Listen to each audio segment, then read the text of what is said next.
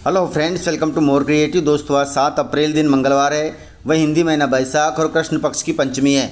तो चलिए शुरू करते हैं आज की बड़ी खबरें। यदि आपको खबरें पसंद आए तो वीडियो को लाइक जरूर करिएगा और इसी प्रकार की खबरों के लिए चैनल को सब्सक्राइब कर बेल आइकन पर क्लिक कर दें।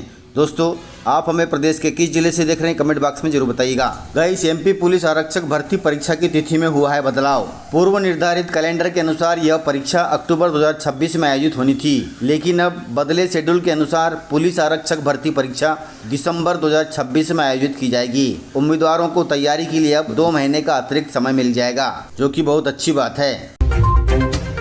इंटरनेट का इस्तेमाल करने वालों के लिए खुशखबरी है। जियो छुपा रहा था सबसे सस्ते प्लान, लेकिन ट्राई ने लगा दी है रोक। यदि आप जियो यूज़र हैं और आपको माई जियो ऐप पर 199 या 249 रुपये वाले रिचार्ज प्लान नहीं मिल रहे हैं तो यह समस्या खत्म होने वाली है। भारतीय दूरसंचार विनियामक प्राधिकरण यानी ट्राई ने देश के सबसे बड़े मोबाइल ऑपरेटर जियो को सख्त हिदायत दी है। ट्राई ने जियो को 14 अप्रैल 2026 तक का समय दिया है। इस तारीख तक जियो को अपनी वेबसाइट, माई जियो ऐप और रिटेल स्टोर तथा इन तीनों जगह सभी रिचार्ज प्लान और स्पेशल टेरिफ वाउचर उपलब्ध कराने होंगे। यानी जियो ने जो अभी तक सस्ते प्लान छुपा कर रखे थे उन सभी को 14 अप्रैल 2026 तक उजागर करना होगा, ताकि मोबाइल यूजर इनका इस्तेमाल कर सकें। यानी 199 रुपये और 249 रुपये वाले किफ़ायती प्लान भी इस ऐप पर दिखेंगे। अब कोई भी यूजर स्टोर जाए बिना सारे विकल्प देख सकेगा और अपनी ज़रूरत के मुताबिक प्लान चुन सकेगा।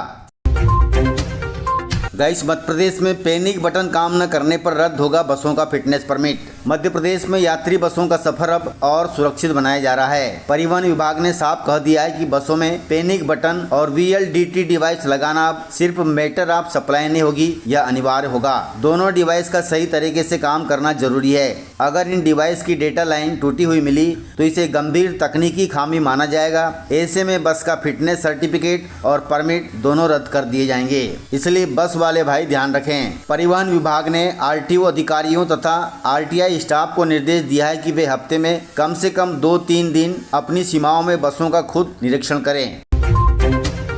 दोस्तों, देर रात हाईकोर्ट में बड़ा प्रशासनिक फेरबदल हुआ है। मध्य प्रदेश हाईकोर्ट द्वारा देर रात जारी आदेशों ने प्रदेश की न्यायिक व्यवस्था में बड़ा फेरबदल ला दिया है। एक साथ 5 अलग अलग आदेशों के माध्यम से 250 से अधिक न्यायिक अधिकारियों के तबादले कर दिए गए हैं, जिनमें सिविल जज, मुख्य न्यायिक मजिस्ट्रेट और अन्य महत्वपूर्ण पद शामिल हैं। इस बड़े पैमाने के फेरबदल को न्यायिक प्रशासन के पुनर्गठन की दिशा में अहम कदम माना जा रहा है, जो कि बहुत अच्छी बात है। दोस्तों, LPG उपभोक्ताओं के लिए बड़ी खबर है। यदि आपने नहीं लिया PNG कनेक्शन तो 3 माह में कट जाएगा आपका LPG कनेक्शन। मध्य प्रदेश में अब घरेलू रसोई गैस सिलेंडर की खपत पर निर्भरता कम करने के लिए PNG के कनेक्शन बढ़ाने पर जोर दिया जा रहा है। यदि आपके आसपास PNG लाइन है और आपने अभी तक कनेक्शन नहीं लिया है तो 3 माह में LPG कनेक्शन बंद कर दिया जाएगा, इसलिए PNG कनेक्शन ले लें।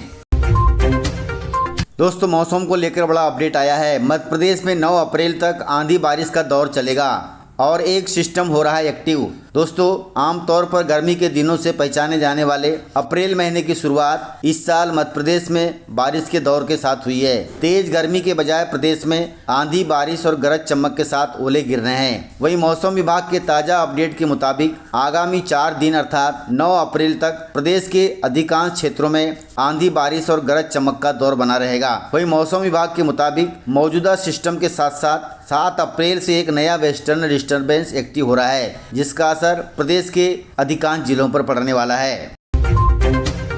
दोस्तों, गेहूं किसानों के लिए जरूरी खबर है। मध्य प्रदेश में 7 अप्रैल से होंगे गेहूं के स्लॉट बुक और 10 अप्रैल से शुरू होगी समर्थन मूल्य पर गेहूं की खरीदी। गाइस, मुख्यमंत्री मोहन यादव ने गेहूं उपार्जन की व्यवस्थाओं पर समीक्षा बैठक की, जिसमें अधिकारियों को मुख्यमंत्री ने जरूरी निर्देश दिए हैं। निर्देश में मुख्यमंत्री ने अफसरों को कहा कि उपार्जन पोर्टल पर पंजीकरण कराने वाले सभी किसानों का गेहूं खरीदा जाएगा। रजिस्ट्रेशन कराने वाले किसानों के लिए स्लॉट बुकिंग मंगलवार अर्थात 7 अप्रैल से शुरू कर दी जाएगी, जबकि पूर्व निर्धारित कार्यक्रम के अनुसार 10 अप्रैल से समर्थन मूल्य पर गेहूं खरीदी की प्रक्रिया शुरू हो जाएगी।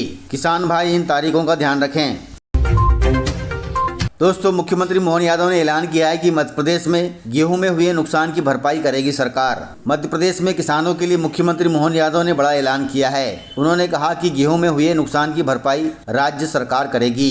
प्रदेश के जिन जिलों में गेहूं समेत रबी की फसलें खेतों में खड़ी हैं, उसे शनिवार को हुई बारिश तथा ओलावृष्टि से सीजन में अब तक का सबसे बड़ा नुकसान हुआ है। वहीं सूखी बालियों पर ओले की मार पड़ते ही दाने बिखर गए हैं। वहीं जिन जिलों में ओलावृष्टि नहीं हुई है, केवल बारिश ही हुई है, वहां खड़ी तथा कटकर खेतों में रखी गेहूं की फसल के दाने दागदार हो गए हैं। थ्रेसिंग के बाद ऐसे दानों की कीमत कम हो जाएगी। इसलिए मुख्यमंत्री मोहन यादव ने अधिकारियों से कहा है कि खेतों में जाकर नुकसान का आकलन कराएं और भरपाई के प्रस्ताव सरकार को भेजें। उन्होंने किसानों को हुए नुकसान की भरपाई की बात कही है। गाइस, धार जिले के पीथमपुर में 5600 फैक्ट्रियां बंद होने की कगार पर हैं। मध्य प्रदेश के प्रमुख औद्योगिक क्षेत्र पीथमपुर को लेकर प्रदेश की सियासत गर्मा गई है। प्रदेश कांग्रेस अध्यक्ष जीतू पटवारी ने राज्य की औद्योगिक स्थिति पर सवाल उठाते हुए सरकार पर तीखा हमला बोला है। उन्होंने मध्य प्रदेश में मौजूदा हालात को बर्बादी का डबल इंजन बताते हुए कहा कि राज्य का औद्योगिक ढांचा संकट के दौर से गुजर रहा है। कांग्रेस नेता ने कहा कि पीथमपुर को कभी देश के प्रमुख औद्योगिक केंद्रों में गिना जाता था और इसे मिनी मुंबई के नाम से पहचान मिली थी। जीतू पटवारी ने कहा कि बड़ी संख्या में यहाँ उद्योग या तो बंद होने की कगार पर हैं या फिर उत्पादन घट गया है, जिससे रोजगार पर गंभीर असर पड़ गया है। कुल मिलाकर पीथमपुर अब बेरोजगारी और तालाबंदी का केंद्र बन चुका है। उन्होंने कहा कि वहाँ लगभग 5600 फैक्ट्रियां बंद होने की स्थिति में हैं। इसके अलावा लगभग 30,000 कर्मचारियों का वेतन घटाकर आधा कर दिया गया है, जिससे श्रमिकों की आर्थिक स्थिति कमजोर हो गई है। साथ ही लगभग 20,000 कर्मचारियों को नौकरी से निकाल भी दिया गया है। ये सभी आरोप प्रदेश कांग्रेस अध्यक्ष जीतू पटवारी ने राज्य सरकार पर लगाए हैं। गाइस, मध्य प्रदेश सहित पूरे देश में चुनावी रेवड़ियों के कारण राज्यों पर कर्ज बढ़ रहा है। चुनाव में फ्री राशन देना, महिलाओं को नकदी जैसी मुफ्त की रेवड़ियां वाली योजनाएं राज्यों के लिए बड़ा बोझ बन रही हैं। हालात ये है कि इनको पूरा करने के लिए राज्य न पर्याप्त संसाधन जुटा पा रहे हैं और न ही संतुलित बजट बना पा रहे हैं। कुछ राज्यों में तो इन घोषणाओं का बोझ कुल राजस्व प्राप्तियों के 30 से 40% तक पहुँच गया है। हिमाचल प्रदेश जैसे छोटे राज्य में नकदी संकट की विकट स्थिति बन गई है। राज्य में मुख्यमंत्री, मंत्री, विधायक समेत अफसरों के वेतन और पेंशन टालने पड़ रहे हैं। वहीं तेलंगाना में चुनावी घोषणाओं के लिए हर साल 1 लाख करोड़ चाहिए, पर बजट की कमी से कई योजनाएं अटकी हुई हैं। वहीं मध्य प्रदेश में लाडली बहना योजना के चलते GSDP के मुकाबले कर्ज 27% से बढ़कर 32% पहुँच गया है। यानी मध्य प्रदेश में लाडली बहनों की राशि देने के लिए सरकार को हर महीने कर्ज लेना पड़ता है। वहीं महाराष्ट्र में लाड़की बहन योजना के दबाव के कारण त्योहारों में मिलने वाली राशन किट योजना बंद कर दी गई है। कुल मिलाकर देश के कई राज्यों में फ्री की रेवड़ियों के कारण कई विकास परियोजनाएं बाधित हो रही हैं। वहीं सुप्रीम कोर्ट ने भी राज्यों से कहा है कि फ्री की रेवड़ियां बांटना बंद करें सरकारें, लेकिन सरकारें नहीं मान रही हैं। दोस्तों, इस प्रकार से खबरें थी। यदि आपको खबरें पसंद आई हो तो वीडियो को लाइक, शेयर एंड सब्सक्राइब जरूर करें। तो मिलते हैं सर अगले वीडियो में, तब तक के लिए जय हिंद, जय भारत, जय MP।